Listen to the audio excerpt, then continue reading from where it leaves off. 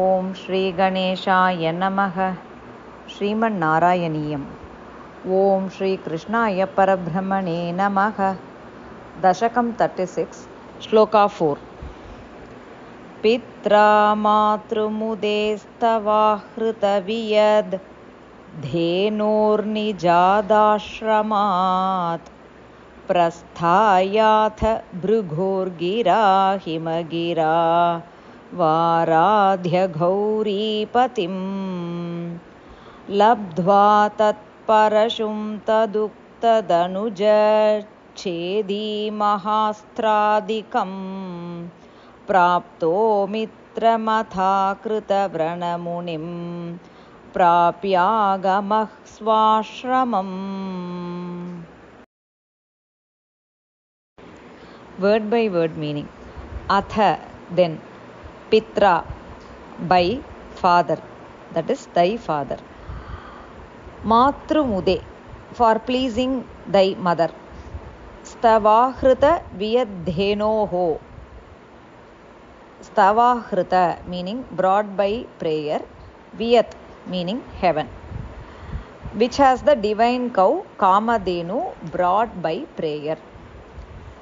Nijat ashramat, from thy ashrama. Bhrugoho gira, on the words of the sage Bhrigu. Prasthaya, setting out.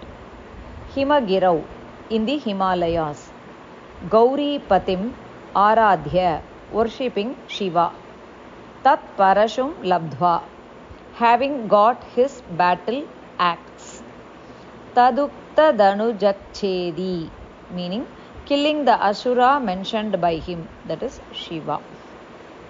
Mahastradikam Praptaha, having got various divine missiles. Atha, then. Akrita Vrana Munim, the sage Akrita Vrana.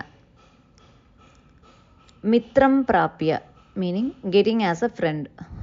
Swashramam Agamaha, meaning thou didst return to thy ashrama. Full meaning. Then thy father Jamadagni brought the divine cow Kamadhenu to his ashrama by prayer to please thy mother Renuka. Leaving that ashrama, thou didst go to the Himalayas on the advice of the sage Bhrigu, and after worshipping Shiva there, thou didst get his battle axe and didst kill the Asura pointed out by Shiva. Then after getting various divine missiles and making the sage Akritavrana thy friend, thou didst return to thy ashrama. Om Tat Sat.